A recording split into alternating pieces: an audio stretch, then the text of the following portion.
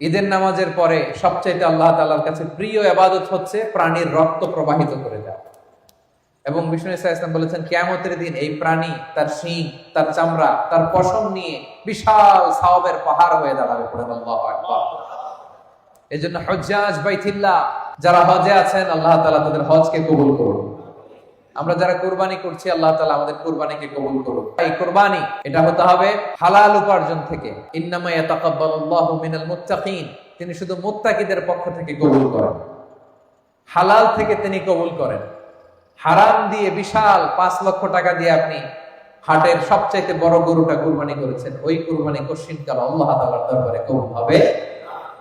আর সামান্য কিছু অর্থের মালিক আপনি, একা একটা কুরবানি দেওয়ার সক্ষমতা নাই, হায়রে 7 জন মিলে ভাগে কুরবানি দিচ্ছেন, ওইটা আল্লাহর আরশে আগে কবুল হয়ে যাবে। এজন্য আমরা সবসময় হালালের সাথে থাকবো। কিসের সাথে?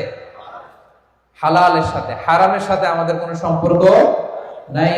হালাল থেকে অল্প দান করলো এটাকে কবুল করে কে? আর হারাম থেকে কোটি কোটি টাকা দান করলো সে দান আল্লাহর দরবারে কবুল হয় না।